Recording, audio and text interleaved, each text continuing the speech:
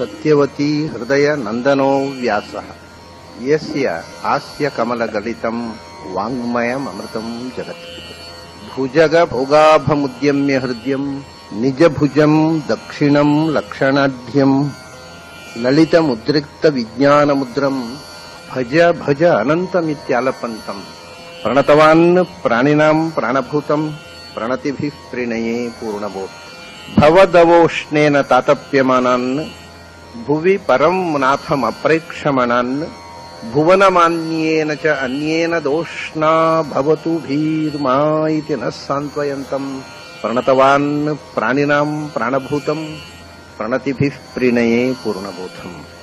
ನನ್ನ ಅಧ್ಯಾತ್ಮ ಬಂಧುಗಳೇ, ಆಚಾರ್ಯ ಮಧ್ವರ ಸಿದ್ಧಾಂತ ಅವರು ಜಗತ್ತಿಗೆ ಕೊಟ್ಟಿರತಕ್ಕಂಥ ಪ್ರಮೇಯ, ಫಿಲಾಸಫಿ, ಅದರ ಬಗ್ಗೆ ತುಂಬಾ ತಪ್ಪು ಕಲ್ಪನೆಗಳು. ಮಾಧ್ವೇತರರು ತಪ್ಪು ಕಲ್ಪನೆ ಮಾಡಿಕೊಂಡ್ರೆ ಅವರನ್ನು ನಾವೇನು ಬೆಲೆ ಮಾಡುವ ಹಾಗಿಲ್ಲ. ಆದರೆ ಮಧ್ವರ ಬಗ್ಗೆ ಅದರ ಹೆಸರಿನಿಂದ ಹಿಡಿದು, ಯಾಕೆಂದ್ರೆ ಮಧ್ವ ಸಿದ್ಧಾಂತದ ಅವರ ಫಿಲಾಸಫಿ ಹೆಸರು ದ್ವೈತ ಸಿದ್ಧಾಂತ ಅಂತ ಅಲ್ಲ, ಅವರ ಫಿಲಾಸಫಿ ಹೆಸರು ತತ್ವವಾದ ಅಂತ. ಎಲ್ಲರೂ ದ್ವೈತ ಮತ ಅದ್ವೈತ ಮತ ಅಂತ ಹೆಸರಿನಿಂದ ಹಿಡಿದು ಪ್ರಮೇಯದ ತನಕ ಎಲ್ಲವನ್ನೂ ತಪ್ಪಾಗಿ ತಿಳ್ಕೊಳ್ಳುವುದೇ ಒಂದು ದೊಡ್ಡಸ್ತಿಕೆ ಅಂತ ಭ್ರಮಿಸಿಕೊಂಡು ಬಹಳ ದೊಡ್ಡ ದುರಂತ ನಡೀತಾ ಇದೆ. ಮಧ್ವ ಸಿದ್ಧಾಂತದ ಸರಿಯಾದ ತಿಳುವಳಿಕೆಯನ್ನೇ ಕೊಡತಕ್ಕಂಥ ಕೆಲಸ ನಡೆದಿಲ್ಲವೇನೋ ಅನ್ನುವಷ್ಟು ನನಗೆ ಗಾಬರಿ ಆಗ್ತಾ ಇದೆ. ಒಂದೆರಡು ಶುರುವಿನಿಂದ ಮಧ್ವಾಚಾರ್ಯ ಫೋಟೋದಿಂದ ಶುರುವಾಗುತ್ತೆ. ಅದು ತಪ್ಪು. ಮಧ್ವಾಚಾರ್ಯದೊಂದು ಹೀಗೆ ಮುಖ ಮಾಡ್ಕೊಂಡು ಹೀಗೆ ಅಂದ್ರೆ ಶಿಷ್ಯರ ಮುಖಾವಲೋಕನೆ ಮಾಡೋಲ್ಲ ಅಂತ ಹೀಗೆ ಮುಖ ತಿರುಗಿಸಿ ಕೂತ ಮಧ್ವಾಚಾರ್ಯದೊಂದು ಫೋಟೋ ಎಲ್ಲರ ಮನೆಯಲ್ಲಿದೆ. ಅದು ಚಿತ್ರಕಲೆಯನ್ನು ಸ್ವಲ್ಪ ಅಭ್ಯಾಸ ಮಾಡಿದವರಿಗೆ ಅದನ್ನು ನೋಡಿದರೆ ಅಸಹ್ಯ ಅನಿಸುವಂತಹ ಚಿತ್ರ. ಅದನ್ನು ಪೂಜೆ ಮಾಡ್ತಾರೆ, ಹಾಗೆ ನನಗೆ ಅರ್ಥ ಆಗೋದಿಲ್ಲ. ಯಾಕೆಂದ್ರೆ ಅದು ಅತ್ಯಂತ ಅಶಾಸ್ತ್ರೀಯವಾದ ಚಿತ್ರ. ಆಮೇಲೆ ನಿಮಗೆ ಅದರದ್ದು ಸರಿಯಾದ ಒಂದು ಇನ್ಫಾರ್ಮೇಶನ್ ಕೊಡ್ಬೇಕಾದ್ರೆ ಆ ಚಿತ್ರ ಮಾಡಲಿಕ್ಕೆ ಸಾಮಾನ್ಯವಾಗಿ ಚಿತ್ರ ಬಿಡಿಸಲಿಕ್ಕೆ ಒಂದು ಮಾಡೆಲ್ ಇಟ್ಟುಕೊಳ್ತಾರೆ ಆರ್ಟಿಸ್ಟ್ಗಳು. ಆ ಚಿತ್ರ ಮಾಡಲಿಕ್ಕೆ ಅದು ಧಾರವಾಡದ ಒಬ್ಬರು ಆರ್ಟಿಸ್ಟ್ ಮಾಡಿದ್ದು. ಆ ಚಿತ್ರಕ್ಕೆ ಮಾಡೆಲ್ ಇಟ್ಕೊಂಡದ್ದು ಶ್ರಾದ್ದದ ಊಟದ ಒಬ್ಬ ಬ್ರಾಹ್ಮಣನ. ಅದರಿಂದ ಶ್ರಾದ್ದದ ಊಟ ಮಾಡುವವರ ಮುಖ ಲಕ್ಷಣ ಹೇಗಿರುತ್ತೆ ಹಾಗಿದೆ. ಅದು ಮಧ್ವಾಚಾರ ಹಾಗಿಲ್ಲ. ಅದು ದಿನಕ್ಕೊಂದು ಮನೆಯಲ್ಲಿ ಶ್ರಾದ್ದದ ಊಟ ಮಾಡತಕ್ಕಂಥ ಒಬ್ಬ ಕೆಟ್ಟ ಬ್ರಾಹ್ಮಣನ ಹಾಗಿದೆ ಅದು ಆ ಚಿತ್ರ. ಅದನ್ನ ಮಧ್ವಾಚಾರ್ಯರು ಅಂತ ಹೇಗೆ ಕನ್ಸ್ಯೂಮ್ ಮಾಡೋದು, ಅಷ್ಟು ಅವಲಕ್ಷಣದ ಮುಖವನ್ನ. ಅಂದ್ರೆ ಶಿಲ್ಪಕಲೆಯ ದೃಷ್ಟಿಯಲ್ಲಿ, ಅಂದ್ರೆ ಆರ್ಟಿನ ದೃಷ್ಟಿಯಲ್ಲಿ ಯಾವ ಚಿತ್ರಗಾರರು ಅದು ನೋಡಿದ್ರೆ ಸಹನೆ ಮಾಡಿಕೊಳ್ಳೋದು ಸಾಧ್ಯ ಇಲ್ಲ, ಅಷ್ಟು ಕೊಳಕಾದ ಚಿತ್ರ ಅದು. ಮತ್ತೆ ಇನ್ನೊಂದು ಏನು ಅಂದ್ರೆ ಅದು ಇನ್ನೂ ಆಶ್ಚರ್ಯ ಆದ್ರೆ ಅದು ಮಧ್ವಾಚಾರ್ಯರಿಗೆ ಸಿಟ್ಟು ಶಿಷ್ಯರ ಮೇಲೆ. ಹೀಗೆ ಹಿಡ್ಕೊಂಡು ಇದ್ದಾಗ ನೋಡೋಲ್ಲ, ಯಾವ ಶಿಷ್ಯರನ್ನು ನೋಡೋಲ್ಲ, ಹೀಗೆ ಮುಖ ತಿರುಗಿಸ್ಕೊಂಡು ಕೂತು ಬಿಟ್ಟಿರ್ತಾರಪ್ಪ. ಅದು ಮುಖ ನಮ್ಮ ಕಡೆ ಅವ್ರು ನೋಡದೇ ಇರಲಿ ಅಂತ ಶಿಷ್ಯರಿಗೆ ಅದೇ ಇಷ್ಟ. ಕೆಲವರಿಗೆ ನಮ್ಮ ಮುಖ ನೋಡದೇ ಇದ್ರೆ ರಗಳೆ ಇಲ್ಲ, ನಾವು ಬೇಕಾದ್ದು ಮಾಡ್ಕೋಬಹುದು, ಅವ್ರು ನೋಡ್ತಾ ಇದ್ರೆ ನಮಗೆ ಸ್ವಲ್ಪ ರಗಳೆ ಆಗುತ್ತೆ ಅಂತ ಅದೇ ಇಷ್ಟವಾಗ್ಬಿಡುತ್ತೆ ಕೆಲವರಿಗೆ. ಹೀಗೆ ಮಧ್ವಾಚಾರ್ಯರ ಚಿತ್ರದಿಂದ ಹಿಡಿದು ಅವರ ಮತದ ಹೆಸರಿನಿಂದ ಹಿಡಿದು ಆಚಾರ್ಯರ ಸಿದ್ಧಾಂತದವರೆಗೆ ಎಲ್ಲಕ್ಕೂ ಸರಿಯಾದ ತಿಳುವಳಿಕೆ ಇಲ್ಲದೆ ಬರೀ ತಪ್ಪು ಕಲ್ಪನೆಯ ಗೊಂದಲದ ಒಂದು ಸಾಮ್ರಾಜ್ಯ ನಿರ್ಮಾಣ ಆಗ್ತಾ ಇದೆ. ನಾನು ಮೊದಲು ಒಂದು ಶ್ಲೋಕ ಹೇಳ್ತೀನಲ್ಲ ಪ್ರಾರಂಭದಲ್ಲಿ, ಅದು ಆಚಾರ್ಯರನ್ನ ಕಂಡವರು ಮಾಡಿದಂತಹ ವರ್ಣನೆ. ಅದು ಹೇಗಿದೆ ಅಂದರೆ ಮಧ್ವಾಚಾರ್ಯದಲ್ಲಿ ಭುಜಗ ಭೋಗಾಭಮುದ್ಯಮ್ಯ ಹೃದಯಂ ನಿಜ ಭುಜಂ ದಕ್ಷಿಣಂ ಲಕ್ಷಣಾಢ್ಯಂ ಲಲಿತ ಮುದ್ರಿಕ್ತ ವಿಜ್ಞಾನ ಮುದ್ರಂ ಭಜ ಭಜ ಅನಂತಮಿತ್ಯಾಲಪಂತಂ ಅಂತ. ಆಚಾರ್ಯರು ಒಂದು ಕೈಯಲ್ಲಿ ಹೀಗೆ ಹಿಡ್ಕೊಂಡಿದ್ದಾರಂತೆ, ಇನ್ನೊಂದು ಕೈಯಲ್ಲಿ ಹೀಗೆ ಹಿಡ್ಕೊಂಡಿದ್ದಾರೆ. ಇದು ನೀವು ಇನ್ನೆಲ್ಲಿಯೂ ಈ ವಿಗ್ರಹ ಇಲ್ಲ. ಉಡುಪಿಯಲ್ಲಿ ನೀವು ಕೃಷ್ಣ ಟೆಂಪಲ್ನಲ್ಲಿ ಕೃಷ್ಣನ ಗರ್ಭಗುಡಿಯ ಸ್ಯಾಂಕ್ಟಮ್ ಸೆಂಕ್ಟೋರಮ್ನ ಒಳಗೆ ಹೋಗುವಾಗ ರೈಟ್ ಸೈಡ್ನಲ್ಲಿ ಒಂದು ವಿಗ್ರಹ ಇದೆ, ಸ್ಟ್ಯಾಂಡಿಂಗ್ ನಿಂತುಕೊಂಡಿರತಕ್ಕಂಥ ಮಧ್ವಾಚಾರ್ಯ. ಅದರಲ್ಲಿ ಮಾತ್ರ ಇದಿದೆ. ಅದು ಈ ಶ್ಲೋಕವನ್ನು ನೋಡಿ ಆ ವಿಗ್ರಹ ಮಾಡಿದ್ದೋ, ಆ ವಿಗ್ರಹವನ್ನು ನೋಡಿ ಈ ಶ್ಲೋಕ ಮಾಡಿದ್ದೋ, ಎರಡರಲ್ಲೂ ಒಂದು. ಅಂತೂ ಅದರ ವರ್ಣನೆ. ಒಂದು ಕೈ ಹೀಗಿದೆ, ಒಂದು ಕೈ ಹೀಗಿದೆ.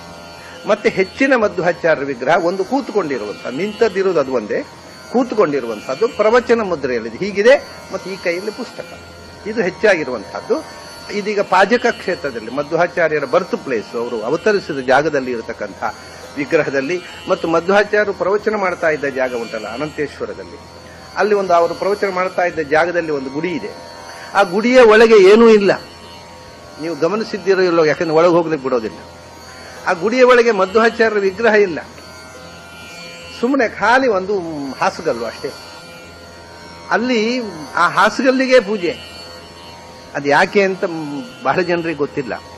ಅದಕ್ಕೆ ಗುಡಿ ಕಟ್ಟಿಸಿದವರು ಮುಂಚೆ ಶಿಲಾಮಯವಾದ ಗುಡಿ ಇರಲಿಲ್ಲ, ಒಂದು ಮರದ ದಳಿ ಇತ್ತು. ಅದಕ್ಕೆ ಶಿಲಾಮಯವಾದ ಗುಡಿ ಕಟ್ಟಿಸಿದ್ದು ಇತ್ತೀಚೆಗೆ. ಅದಕ್ಕಿಂತ ಮುಂಚೆ ಮರದ ದಳಿ ಇತ್ತು, ಆದರೆ ಅದರ ಒಳಗಡೆ ವಿಗ್ರಹ ಇರಲಿಲ್ಲ. ಮಧ್ವಾಚಾರ್ಯದೊಂದು ವಿಗ್ರಹ ಇತ್ತು. ಈಗ ಅದು ಆ ಶಿಲಾಮಯವಾದ ಗುಡಿಯ ಬಾಗಿಲಿನ ಮೇಲ್ಗಡೆ ಇದೆ, ಹೊರಗಡೆ ಬಾಗಿಲಿನಿಂದ ಮೇಲೆ.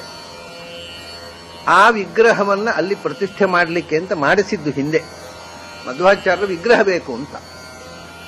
ಆದ್ರೆ ಏನಾಯ್ತು, ಆ ಗುಡಿಯನ್ನ ಕಟ್ಟಿಸಿ ಅಲ್ಲಿ ವಿಗ್ರಹ ಪ್ರತಿಷ್ಠೆ ಮಾಡಬೇಕು ಅಂತ ಪ್ರಯತ್ನ ಮಾಡಿದವರಿಗೆ ಒಂದು ಕನಸು ಬಿತ್ತು, ನನ್ನ ತಲೆಯ ಮೇಲೆ ಬೇರೆ ಕಲ್ಲು ಇಡಬೇಡಿ ಅಂತ.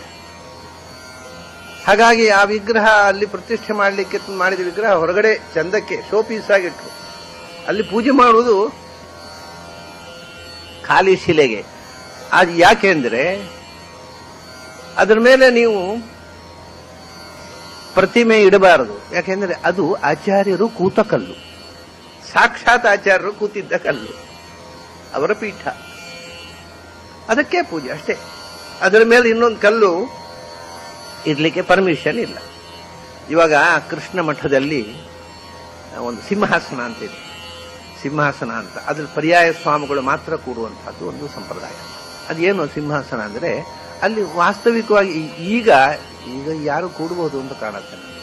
ಯಾಕೆ ಈಗ ಇರೋದೊಂದು ಮಾರ್ಬಲ್ಲಿನ ಕಲ್ಲು, ಅದು ಯಾವುದೋ ಒಂದು ಬೇರೆ ದೇಶದಿಂದ ತರಿಸಿದ ಮಾರ್ಬಲ್ಲಿನ ಕಲ್ಲು, ಅದ್ರಲ್ಲಿ ಕೂತ್ರೆ ಮಧ್ವಾಚಾರ್ಯ ಪೀಠ ಆಗುದೇ. ಹಾಗಾದ್ರೆ ಮಧ್ವಾಚಾರ್ಯರು ಕೂತಿದ್ದಂಥ ಹಾಸುಗಲ್ಲಿತ್ತಲ್ಲಿ, ಅದು ಮಧ್ವಾಚಾರ್ಯರು ಕೂತಿದ್ದ ಅದೇ ಶಿಲಾಮಯವಾದ ಹಾಸುಗಲ್ಲಿನಲ್ಲಿ ಪರ್ಯಾಯ ಪೀಠ ಕೃಷ್ಣ ಪೂಜೆ ಮಾಡೋರು ಕೂಡಬೇಕು ಅಂತ. ಆ ಕಲ್ಲು ತೆಗೆದು ಎಲ್ಲ ಬಿಸಾಡಿ ಮಾರ್ಬಲ್ನ ಕಲ್ಲು ಹಾಕಿದ್ದಾರೆ ಪರ್ಯಾಯ ಪೀಠ ಅಂತ. ಅಲ್ಲ, ಈ ನಮಗೆ ತಲೆ ಉಂಟೋ ಅಥವಾ ಅದನ್ನು ಮಾರಾಟ ಮಾಡಿ ಬದುಕ್ತೇವೋ ಒಂದು ನನಗ. ಆ ಮಾರ್ಬಲ್ಲಿನ ಕಲ್ಲು ಆಚಾರ್ಯ ಪೀಠ ಆಗುದೇ ಹಾಗೆ, ಆ ಶಿಲೆ ಇರ್ಬೇಕಿತ್ತು ಬಿಡು ಅಂತ ಬಿಸಾಡಿ ಬಿಟ್ಟಿದ್ದಾರೆ. ಅದ್ರ ಮೇಲೆ ಫಸ್ಟ್ ಕ್ಲಾಸ್ ಮಾರ್ಬಲ್ ಯಾರೋ ಒಬ್ರು ಹೋಟೆಲ್ನವ್ರು ದುಡ್ಡು ಕೊಟ್ಟರು, ಯಾರೋ ಒಂದು ತಲೆ ಇಲ್ಲದವರು ಮಾಡಿಬಿಟ್ರು. ಸರ್ವಜ್ಞ ಸಿಂಹಾಸನ ಅಂತ ಕೂಡ್ತಾರೆ ಸ್ವಾಮಿಗಳು, ಅದು ಮಾರ್ಬಲ್ನ ಕಲ್ಲು ಸರ್ವಜ್ಞ ಸಿಂಹಾಸನ ಆಗುದು ಹಾಗೆ. ಇದೇ ಹೇಳೋದು ನಮ್ಮ ದುರಂತಗಳು ಅಂತ. ನಮಗೆ ಇತಿಹಾಸ ಪ್ರಜ್ಞೆ ಇಲ್ಲ, ಇತಿಹಾಸವನ್ನು ಉಳಿಸುವ ಪ್ರಜ್ಞೆ ಇಲ್ಲ. ಅದನ್ನು ತೆಗೆದು ಬಿಸಾಡಿ ರೆನೋವೇಟ್ ಮಾಡಿ ಶೋಕ್ ಮಾಡಿದೆವು ಅಂತ ಇವರು ಭ್ರಮೆ. ಶೋಕ್ ಮಾಡೋದಲ್ಲ, ಅದು ಆ ಸಂಸ್ಕೃತಿಯನ್ನು ನಾಶ ಮಾಡುದು. ಹೀಗೆ ಪ್ರತಿಯೊಂದನ್ನು ನಾವು ಕಳ್ಕೊಂಡಿದ್ದೇವೆ. ಏನು ಕಳ್ಕೊಂಡಿದ್ದೇವೆ ಅನ್ನುವ ಎಚ್ಚರ ಇಲ್ಲದೆ ಆನಂದವಾಗಿ ಬದುಕುತ್ತಾ ಇದ್ದೇವೆ. ಇದಾಯ್ತು ಆಚಾರ್ಯರ ಸ್ಮಾರಕ, ಆಚಾರ್ಯರ ಅಲ್ಲಿ ಇರತಕ್ಕಂಥದ್ದು ಒಂದು. ಭುಜಗ ಭೋಗಾಭಂ ಉದ್ಯಮ್ಯ ಹೃದಯಂ ನಿಜ ಭುಜಂ. ಹಾವಿನ ಮೈಯಂಥ ನೀಳು ತೋಳನ್ನ ಎತ್ತಿ ಜ್ಞಾನಮುದ್ರೆಯನ್ನು ಹಿಡ್ಕೊಂಡಿದ್ದಾರಂತ ಒಂದು ಕೈಯಲ್ಲಿ. ಭುಜಗ ಭೋಗಾಭಂ ಉದ್ಯಮ್ಯ ಹೃದಯಂ ನಿಜ ಭುಜಂ ದಕ್ಷಿಣಂ ಲಕ್ಷಣಾಢ್ಯಂ, ಬಲಗೈಯನ್ನು ಎತ್ತಿಕೊಂಡು ಏನು ಲಲಿತ ವಿಜ್ಞಾನ ಮುದ್ರಂ, ಆ ಕೈಯಲ್ಲಿ ಜ್ಞಾನ ಮುದ್ರೆಯನ್ನು ಹಿಡ್ಕೊಂಡು ಏನು ಹೇಳ್ತಾ ಇದ್ದಾರೆ, ಅವರ ಮೆಸೇಜ್ ಏನು, ಭಜ ಭಜ ಅನಂತಂ. ನಮ್ಮದು ಇಡೀ ಬದುಕು ಯಾವುದೇ ಅದು ಎಷ್ಟು ಆನಂದಮಯವಾಗಿರಲಿ, ಎಷ್ಟು ಶ್ರೀಮಂತವಾಗಿರಲಿ, ಎಷ್ಟು ಸಮೃದ್ಧವಾಗಿರಲಿ, ಇಟ್ ಹ್ಯಾಸ್ ಎನ್ ಎಂಡ್. ಅಂತ ಇಲ್ಲದ ಒಂದು ಸತ್ಯ ಇದೆ, ಅದನ್ನು ಭಜಿಸು ಅಂತ ಹೇಳ್ತಾರೆ. ಇದೆಲ್ಲ ನಶ್ವರವಾದಂತಹ ಸತ್ಯ. Don't be after material wealth, there is something immaterial, be after it ಅಂತ ಹೇಳ್ತಾರೆ. ಹೀಗೆ ಭಜ ಭಜ ಅನಂತಂ ಅಂತ ಈ ಕೈಯಲ್ಲಿ ಹೇಳಿ. ಇದು ಯಾಕೆ ಅಂದರೆ ಇದು ಏನಿದು, ಇದು ಜ್ಞಾನ ಮುದ್ರೆ. ಇದು ಜ್ಞಾನ ಮುದ್ರೆ ಯಾಕೆ? ಇದು ಒಳ್ಳೆ ಸ್ನಫ್ ಮುದ್ರೆ ಆಗಬಹುದು. ಪುಡಿ ಎಳೆಯೋರು ಹಿಡ್ಕೊಂಡು ಆಗತ್ತೆ, ಪುಡಿ ಎಳಿಲಿಕ್ಕೂ ಆಗತ್ತೆ. ಜ್ಞಾನ ಮುದ್ರೆ ಯಾಕೆ ಇದು? ಯಾಕೆಂದ್ರೆ ನಮಗೆ ಇದ್ರ ಮೀನಿಂಗ್ ಗೊತ್ತಿರಬೇಕು. ಪ್ರತಿಯೊಂದು ಮುದ್ರೆ, ನಾನು ನಿನ್ನೆ ಹೇಳಿದೆ, ಆಶೀರ್ವಾದ ಮಾಡುವಾಗ ಹೀಗೆ ಮಾಡ್ತೇವೆ, ನಮಸ್ಕಾರ ಮಾಡುವಾಗ ಹೀಗೆ ಮಾಡ್ತೇವೆ. It has meaning. ಅದರಲ್ಲಿ ಇರತಕ್ಕಂಥ ಎಲೆಕ್ಟ್ರೋ ಮ್ಯಾಗ್ನೆಟಿಕ್ ರೇಸು ಮಕ್ಕಳಿಗೆ ಪಾಸ್ ಆನ್ ಮಾಡೋಕೆ ಅಂತ ಹೀಗೆ ಮಾಡ್ತೇವೆ, ದೊಡ್ಡವರಿಂದ ಬಿಟ್ಟರೆ ಮಾಡ್ತೇವೆ. ಪ್ರತಿಯೊಂದು ಭಂಗಿ, ಪೋಸ್ಚರು, ಗೆಸ್ಚರು, ಪ್ರತಿಯೊಂದಕ್ಕೂ ಅದಕ್ಕೊಂದು ಅರ್ಥಪೂರ್ವಕವಾಗಿ ಪ್ರಾಚೀನರು ಮಾಡಿದ್ರು. ಅಂದ್ರೆ ಅದನ್ನು ಬದಲಾವಣೆ ಮಾಡ್ಲಿಕ್ಕಾಗಲ್ಲ. ಇನ್ನು ಒಂದೇ ಥರ ಮೊನೋಟನಿಯಾಗಿ ಇನ್ಮೇಲೆ ಆಶೀರ್ವಾದ ಮಾಡುವಾಗ ಒಳ್ಳೇದು ಮಾಡಲಿ ಇಂತ ಮಾಡುದು, ನಮಸ್ಕಾರ ಮಾಡುವಾಗ ನಮಸ್ಕಾರ ರೀ ಆಗೋದಿಲ್ಲ. ಈ ಕಾಂಟ್ ಚೇಂಜ್. ಯಾಕೆಂದ್ರೆ ಅದಕ್ಕೊಂದು ಮೀನಿಂಗ್ ಇದೆ. ಪಾಶ್ಚಾತ್ಯರು ಬದಲಾವಣೆ ಮಾಡ್ಬೋದು. ನನಗೆ ಅಮೆರಿಕಕ್ಕೆ ಹೋದಾಗ ಒಂದೊಂದು ಗಾಬರಿ ಆಗ್ತಿತ್ತು. ಅಲ್ಲಿ ಹೋಗಿ ಎಲ್ಲರೂ ಯಾರೋ ಸಿಕ್ಕರು ಹಾಯ್ ಹಾಯ್ ಅನ್ನೋರು. ಏನಪ್ಪ ಯಾಕೆ ಇವ್ರು ಹಾಯ್ ಹಾಯ್ ಅಂತಾರೆ? ಇವ್ರಿಗೆ ಏನು ಪ್ರಾಬ್ಲಮ್ ಆಯ್ತು ನಾವು ಬಂದದ್ರಿಂದ? ಯಾಕೆ ಕಿರಿಚಿದ್ದಾರೆ ಇವರು? ಅವ್ರಿಗೆ ಹಾಯ್ ಅಂತ ಆನಂದ. ನಮ್ಮಲ್ಲಿ ಹಾಯ್ ಹಾಯ್ ಅಂದ್ರೆ ದುಃಖ ಸೂಚಕ ಶಬ್ದ, ಅವ್ರಿಗೆ ಖುಷಿ, ಹಾಯ್ ಹಾಯ್ ಅಂತಾರೆ. ಹೀಗೆ ಮಾಡಿ ಸರಿ, ನಾವು ಹಾಯ್ ಹಾಯ್ ಅನ್ನೋದು ನಮಗೇನು ನಷ್ಟ, ನಾವು ಕೈ ಬೀಸ್ಬೋದು ಬಿಡೋದು. ಅದರ ಒಂದು ಸಂತೋಷ ಏನು ಅಂದ್ರೆ, ನಮ್ಮಲ್ಲಿಯ ಜನರಿಗಿಂತ ಅಲ್ಲಿ ಕಂಡಿರತಕ್ಕ ಒಂದು ವಿಶೇಷ ಸಂತೋಷದ ವಿಷಯ, ಯಾವ ಮನುಷ್ಯ ಎದುರು ಸಿಕ್ಕಿದ್ರು ಅವರು ಹಾಯ್ ಹಾಯ್ ಅಂತಾರೆ. ಗುರುತೇ ಇಲ್ಲದವ ಅಂತ ಮುಖ ಸಿಂಡರಿಸಿಕೊಳ್ಳುವುದಿಲ್ಲ. ನಮ್ಮಲ್ಲಿ ಈ ಮುಖ ಸಿಂಡರಿಸಿಕೊಳ್ಳುವ ಕಲೆ ಸ್ವಲ್ಪ ಜಾಸ್ತಿ. ಗುರುತ ಇದ್ರೂ ಕೂಡ ಅವನು ಮಾತಾಡಿದರೆ ಮಾತಾಡುವ, ಅವನು ನೆಗಾಡಿದ್ರೆ ನಗಾಡುವ. ಇದು ನಾ ಯಾಕೆ ನಗಬೇಕು ಅಂತ ಒಂದು ಡ್ರಿಮ್ಮಾಗಿ ಈ ದುರ್ಬುದ್ಧಿ ಜಾಸ್ತಿ ನಮ್ಮ ದೇಶದಲ್ಲಿ. ಅಲ್ಲಿ ಹಾಗಲ್ಲ. ಎನಿಬಡಿ ಯಾರು ಎದುರು ಬಂದ್ರೆ ಅವ್ನು human being, is A human being. Hi ಅಂತ ಅಂದ್ಬಿಟ್ರು, ಎಲ್ಲರೂ ನಕ್ಕು ವಿಶ್ ಮಾಡಿ ಹೊರಟೋದ್ರು. ಸರಿ, ಅವ್ರು ವಿಶ್ ಮಾಡುವ, ನಾವು ವಿಶ್ ಮಾಡಿದ್ರೆ ಉಪಾಯ ಇಲ್ಲ, ಇಲ್ಲದೆ ನಾವು ಸೀರಿಯಸ್ ಹೋಗಲ್ಲ, ಹೋಗ್ಲಿಕ್ಕೆ. ಅದು ಒಳ್ಳೆ ಸ್ವಭಾವ. ಅದು ಯಾರಾದರೂ ಬಂದ್ರೆ ನಮ್ಮ ದೇಶಕ್ಕೆ ಬಂದ ಅತಿಥಿ ಅವನನ್ನು ವಿಶ್ ಮಾಡ್ತಾರೆ, ಪ್ರೀತಿಯಿಂದ ವಿಶ್ ಮಾಡಿ ನಕ್ಕು ಹೋಗ್ತಾರೆ. ಅದು ಒಳ್ಳೆ ಸಂಪ್ರದಾಯ ಇರಲಿ. ಹೀಗೆ ಒಂದು ಮುದ್ರೆಗೆ ಅರ್ಥ ಇದೆ. ಇದು ಏನು ಜ್ಞಾನ ಮುದ್ರೆ? ಯಾಕೆ ಜ್ಞಾನ ಮುದ್ರೆ ಹೀಗೆ ಯಾಕೆ ಹಿಡಿಬೇಕು? ಒಂದು ಕೈ ಹೀಗೆ, ಇದು ಅಭಯ ಮುದ್ರೆ, ಇದು ಜ್ಞಾನ ಮುದ್ರೆ. ಜ್ಞಾನ ಮುದ್ರೆ ಹೀಗೆ ಯಾಕೆ ಅಂದರೆ ನೋಡಿ, ಹೀಗಿದೆ ಅದು ಸಾಮಾನ್ಯ ಹೀಗಿರ್ತದೆ ಕೈ ಅಲ್ವಾ? ಇದು ಈ ಕೈಯಲ್ಲಿ ಇದೇನು ಅಂದ್ರೆ ಇದು ಜೀವ, ಇದು ಮೀನಿಂಗ್. ಸುಮ್ಮನೆ ನಾನೊಂದು ಎಕ್ಸ್ಪೆರಿಮೆಂಟ್. ಇದು ಜೀವ, ಅದು ಎಲ್ಲಿದೆ? ಅವಿದ್ಯೆ, ಕಾಮ, ಕರ್ಮ, ಇವು ಮೂರು. ಈ ಮೂರರ ಜೊತೆಗೆ ಜೀವ ಇದೆ. ಇವನು ಭಗವಂತ ದೂರ ಇದ್ದಾನೆ, ಅವನು ಸುದ್ದಿಯೇ ಇಲ್ಲ, ಈ ಸಭೆ. ಅದಕ್ಕೆ ಈ ಅವಿದ್ಯೆ, ಕಾಮ, ಕರ್ಮದಿಂದ ಜೀವನನ್ನ ತಪ್ಪಿಸಬೇಕು. ಈ ಅವಿದ್ಯೆ, ಕಾಮ, ಕರ್ಮ, ಇದು ಬೇಡ, ಇದು ಬೇಡ, ನನಗೆ ಭಗವಂತ ಬೇಕು ಅಂತ ಇವ ಬಂದು ಬಗ್ಬೇಕು, ಬಗ್ಗಿ ಇವನಿಗೆ ಶರಣಾಗಬೇಕು. ಆಗ ಜ್ಞಾನ. ಆವಾಗ ಇದು ಅವಿದ್ಯೆ, ಜ್ಞಾನ, ಅವಿದ್ಯೆ, ಕಾಮ, ಕರ್ಮ ಅಲ್ಲ, ಇದು ಜ್ಞಾನ ಭಕ್ತಿ ವೈರಾಗ್ಯ ಆಗ್ಬಿಡುತ್ತೆ. ಜ್ಞಾನ ಭಕ್ತಿ ವೈರಾಗ್ಯದ ಜೊತೆಗೆ ಇವನು ಬಗ್ಗಿದರೆ ಇವನು ಸಿಗ್ತಾನೆ. ಸೊ ಭಗವಂತನ ಕಡೆಗೆ ನಮ್ಮ ಪಯಣ ಜ್ಞಾನ ಮುದ್ರೆ. This is the meaning of this ಮುದ್ರೆ. ಆದ್ರಿಂದ ಈ ಮುದ್ರೆ ಬೇರೆ ತರ ಮಾಡಿದರೆ, ಈ ಭರತನಾಟ್ಯದಲ್ಲಿ ಒಂದೊಂದು ನೃತ್ಯದ ಒಂದೊಂದು ಭಂಗಿಲಿ ಒಂದೊಂದು ಮುದ್ರೆಗೆ ಅದು ಹಾಗೆಯೇ ತೋರಿಸ್ಬೇಕಂದ್ರೆ ಅದಕ್ಕೊಂದು ಮೀನಿಂಗ್ ಇದೆ. ಇದು ಜ್ಞಾನ ಮುದ್ರೆಯ ಮೀನಿಂಗ್. ಹಾಗಾಗಿ ಹೀಗೆ ಹಿಡ್ಕೊಂಡು ಭಗವಂತನಿಗೆ ಶರಣಾಗು, ಭಜ ಭಜ ಅನಂತ ಮಿಥ್ಯ ಅಲಪಂತಂ ಅಂತ ಸಂದೇಶ ಕೊಡ್ತಾ ಇದ್ದಾರಂತೆ. ಆ ನಂತರ ಇನ್ನೊಂದು ಕೈಲಿ ಹೀಗೆ ಹಿಡ್ಕೊಂಡಿದ್ದಾರೆ. ಅದ್ಯಾಕೆಂದ್ರೆ ಭವದವೋಷ್ಣೇನ ತಾತಪ್ಯಮಾನನ್, ನಾವು ಈ ಸಂಸಾರದ ಬೆಂಕಿಯಲ್ಲಿ ಬೇಯ್ತಾ ಇದ್ದೀವಿ. ಭವ ದವ ಉಷ್ಣ. ಭವ ಅಂದರೆ ಸಂಸಾರ, ದವ ಅಂದರೆ ಕಾಳ್ಗಿಚ್ಚು, ಅದರ ಕಾಡು, ಅದರ ಉಷ್ಣ ಬೆಂಕಿ, ಕಾಳ್ಗಿಚ್ಚಿನ ಬೆಂಕಿ. ಭವದವೋಷ್ಣೇನ ತಾತಪ್ಯಮಾನನ್ ಭುವಿ ಪರಂ ನಾಥಂ ಅಪ್ರೇಕ್ಷಮಾಣನ್, ನಮ್ಮನ್ನು ಈ ಬೆಂಕಿಯಿಂದ ಪಾರು ಮಾಡಿ ರಕ್ಷಿಸುವ ಯಾರೂ ಸಿಗ್ತಾ ಇಲ್ಲ. ಯಾರಾದ್ರೂ ಬಚಾವ್ ಮಾಡ್ರಪ್ಪೋ ಅಂತ ನಾವು ಕಿವಿತಾ ಇದ್ದೇವೆ, ಯಾರು nobody is there to rescue us. ಭುವಿ ಪರಂ ನಾಥಂ ಅಪ್ರೇಕ್ಷಮಾಣನ್, ಅವಾಗ ಯಾರೂ ನಮ್ಮನ್ನು ಕಾಪಾಡುವರಿಲ್ಲ. ನಾವು ಈ ಬೆಂಕಿಯಲ್ಲಿ, ಸಂಸಾರದ ಬೆಂಕಿಯಲ್ಲಿ ಬೆಂದೇ ಹೋಗ್ತೇವೆ ಅಂತ ನಾವು ಗಾಬರಿಯಾಗಿದ್ದಾಗ ಭುವನ ಮಾನ್ಯೇನ ಚ ಅನ್ಯೇನ ದೋಷ್ಣ ಆಚಾರ್ಯ ಬಂದ್ರಂತೆ. ಯಾಕೆ ಗಾಬರಿ, ಯಾಕೆ ನೀವು ಹೆದರುತ್ತಾ ಇದ್ದೀರಿ? ನಾ ಇದ್ದೀನಲ್ಲ, ತಂಪು ಇದೆ. ಇದಕ್ಕೆ ಏನ್ ಹೇಳ್ತಾ ಇದೆ ಅದರಲ್ಲಿ? ಭವತು ಭೀರ್ಮಾ. ನೋಡಿ, ಇದು ಬೇರೆ ಇತ್ತು, ಬೇರೆ ಇತ್ತು ಇಲ್ಲಿ. ಇದು ಹೀಗಾಯ್ತು, ಅದು ಹೀಗಾದ ಕೂಡಲೇ ಇದು ಹೀಗಾಯ್ತು, ಎಲ್ಲ ಒಟ್ಟಾಯ್ತು. ಅಂದ್ರೆ ಇದು ಇಡೀ ಜೀವದ ಸಮಸ್ತವೂ ಭಗವಂತನ ಜೊತೆಗೆ ನಿಂತು ಬಿಟ್ಟಿತ್ತು. ಇದು ಭಯ. ಒಟ್ಟಿಗೆ ಭಗವಂತ ಇದ್ದರೆ ಭಯ ಇಲ್ಲ. ಸೊ ಭವತು ಭೀರ್ಮಾ. ಭೀರ್ಮಾ ಯಾಕೆಂದ್ರೆ ನಾನು ಭೀಮ, ನಾನೇ ಭೀಮ, ನಾನೇ ಮಧ್ವನಾಗಿ ಬಂದಿದ್ದೇನೆ. ಭೀಮನೇ ನಿಮ್ ಜೊತೆಗಿರುವ, ನಿಮಗೆ ಯಾಕ್ರಿ ಭೀಮನೇ ಇರುವುದರಿಂದ ಭೀಹಿಮಾ, ಭಯ ಬೇಡ, ಅಭಯ. Why to fear, I am here ಅಂತ ಹೇಳಿದೆ.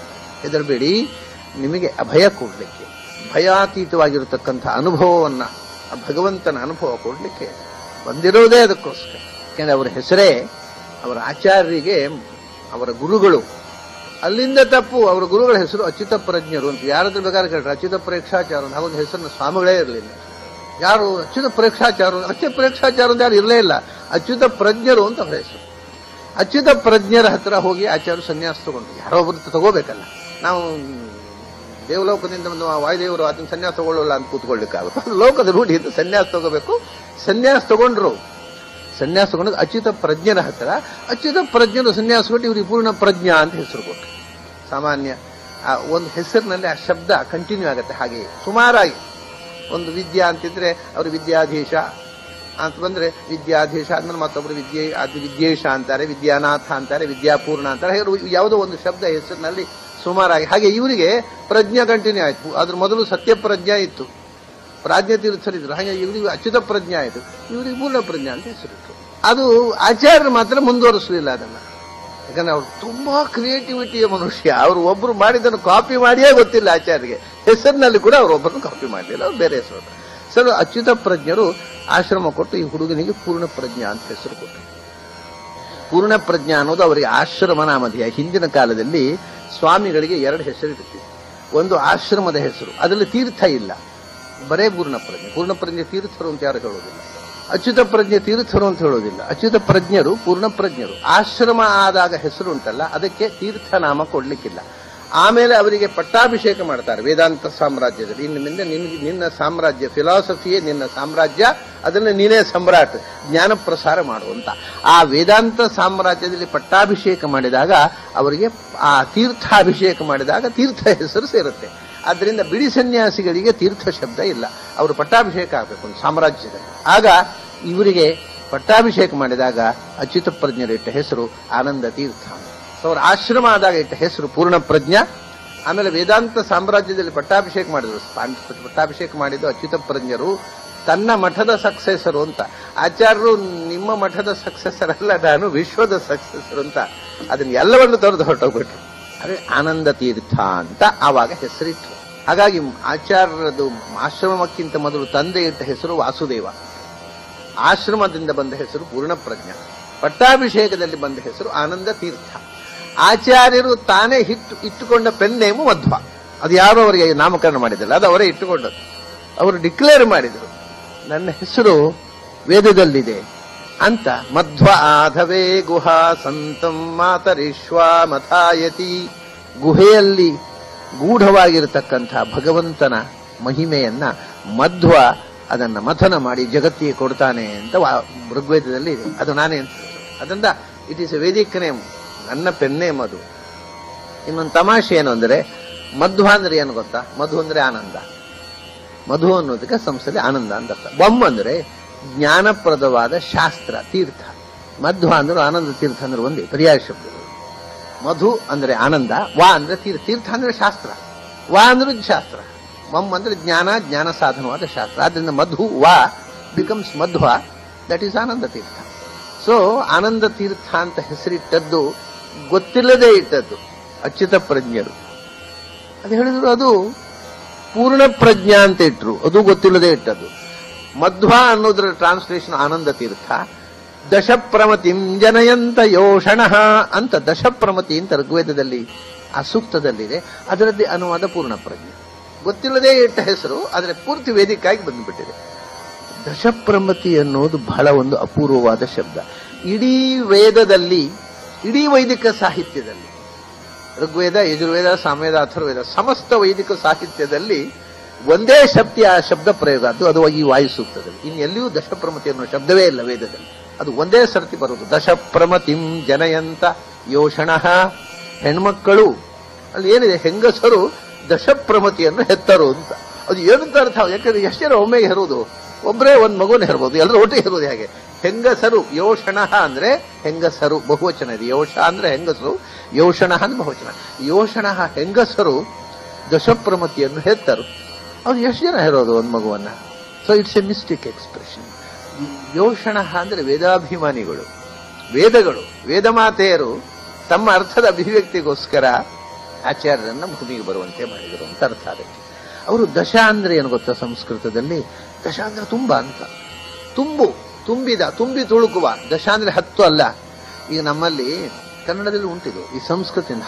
ದಶ, ಶತ, ಸಹಸ್ರ. ದಶ ಅಂದ್ರೆ 10 ಅಲ್ಲ, ಶತ ಅಂದ್ರೆ 100 ಅಲ್ಲ, ಸಹಸ್ರ ಅಂದ್ರೆ 1000 ಅಲ್ಲ. ನಾವು 10,000 ಜನ ಸೇರಿದ್ರು ಅಂದ್ರೆ ಎಷ್ಟು? 10 × 6 ಅಲ್ಲ, 10,000 ಜನ ಸೇರಿದ್ರು ತುಂಬಾ ಅಷ್ಟೇ. 100,000 ಜನ, 100 × 6 ಅಲ್ಲ, 100,000 ಜನ ಅಂದ್ರೆ ತುಂಬಾ ಅಂತ ಅರ್ಥ. 1,000 ಜನ, ಅದು 1000 + 6 ಅಲ್ಲ, ಮತ್ತೆ 1000 ತುಂಬಾ. ಅದೇ ದಶ, ಶತ. ಸಂಸ್ಕೃತದಲ್ಲಿ ಕನ್ನಡದಲ್ಲಿ 10 ಅಂತಾರೆ, ಸಂಸ್ಕೃತ ದಶ ಅಂತಾರೆ. ಕನ್ನಡದಲ್ಲಿ 100 ಅಂತಾರೆ, ಸಂಸ್ಕೃತ ಶತಂ ಅಂತಾರೆ. ಕನ್ನಡದಲ್ಲಿ 1000 ಅಂತಾರೆ, ಸಂಸ್ಕೃತ ಸಹಸ್ರ. ಅಂದ್ರೆ ತುಂಬಾ ಅಂತಾರೆ. ತುಂಬಾ ಅಂದ್ರೆ ತುಂಬಿ ತುಳುಕುವ. ಎಂಥದು? ಪ್ರಮತಿ. ಪ್ರಮತಿ ಅಂದ್ರೆ ಪ್ರಜ್ಞೆ, ಅಂದ್ರೆ ಪೂರ್ಣ ಪ್ರಜ್ಞೆ. ತುಂಬಿ ತುಳುಕುವ ಜ್ಞಾನದ ಮಡು, ಜ್ಞಾನನಿಧಿ, ಪೂರ್ಣ ಪ್ರಜ್ಞೆ ಅನ್ನೋದೇ ಅರ್ಥ, ದಶಪ್ರಮತಿ ಅನ್ನೋದೇ ಅರ್ಥ. ಹೀಗೆ ಅಚ್ಯುತ ಪ್ರಜ್ಞರಿಗೆ ಗೊತ್ತಿಲ್ಲದೆಯೇ ವೇದದ ನಾಮಗಳನ್ನ ಟ್ರಾನ್ಸ್ಲೇಟ್ ಮಾಡಿ ಹೆಸರಿಟ್ಟು. ಅಚ್ಯುತ ಪ್ರಜ್ಞರಿಗೆ ಪಟ್ಟಾಭಿಷೇಕ ಆದಾಗ ಹೆಸರಾಗಿತ್ತು. ಅಚ್ಯುತ ಪ್ರಜ್ಞರು ಅನ್ನೋದು ಅವರ ಆಶ್ರಮದ ಹೆಸರು, ತೀರ್ಥ ಇಲ್ಲ. ಅವರಿಗೆ ಪಟ್ಟಾಭಿಷೇಕ ಆಗುವಾಗ ಇದ್ದ ಹೆಸರು ಪುರುಷೋತ್ತಮ ತೀರ್ಥರು ಅಂತ. ಅಚ್ಯುತ ಪ್ರಜ್ಞರು ಅಲಾಯಸ್ ಪುರುಷೋತ್ತಮ ತೀರ್ಥ, ಇವರು ಪೂರ್ಣ ಪ್ರಜ್ಞಾ ಅಲಾಯಸ್ ಆನಂದ ತೀರ್ಥ. ಹೀಗೆ ಆ ನಂತರ ಆಚಾರ್ಯರು ಸುಮಾರು ಎಷ್ಟು ಬಹಳ ಕಷ್ಟ ಏನು ಗೊತ್ತುಂಟ, ನಾರಾಯಣ ಪಂಡಿತಾಚಾರ್ಯರು ಅಷ್ಟು ಅಥೆಂಟಿಕ್ ಆಗಿ ನಮ್ಮ ದೇಶದ ಯಾರ ಆಚಾರ್ಯ ಪುರುಷರದ್ದು ಜೀವನ ಚರಿತ್ರೆ ಸಿಗೋಲ್ಲ. ಎಲ್ಲ ಜೀವನ ಚರಿತ್ರೆ ಅದು ಅವರು ಮಹಾತ್ಮರಾದ ಮೇಲೆ ಅವರನ್ನು ಮಹಾತ್ಮರನ್ನಾಗಿ ಮಾಡುವುದಕ್ಕೋಸ್ಕರ ಬರೆದ ಜೀವನ ಚರಿತ್ರೆಗಳು. ನಮ್ಮ ಆಚಾರ್ಯರು ಕಮ್ಮಿ ಆಗಬಾರದು ಅಂತ ಕಥೆಗಳನ್ನು ಸೃಷ್ಟಿ ಮಾಡಿ ಬರೆದದ್ದು. ಸಮಕಾಲೀನರು ಕಂಟೆಂಪರರಿ ಬರೆದದ್ದು ಜೀವನ ಚರಿತ್ರೆ ಯಾರದೂ ಸಿಗ್ತಾ ಇಲ್ಲ. ಆಚಾರ್ಯರ ಸಮಕಾಲೀನರು ಅವ್ರನ್ನ ಕಣ್ಣಾರೆ ಕಂಡವರು ಬರೆದ ಜೀವನ ಚರಿತ್ರೆ. ಪ್ರಾಯ ಒಬ್ಬ ಮತಾಚಾರ್ಯನ ಜೀವನ ಚರಿತ್ರೆ ಮೊದಲು ನಿರ್ಮಾಣ ಆದದ್ದು ಮಧ್ವಿಜಯ.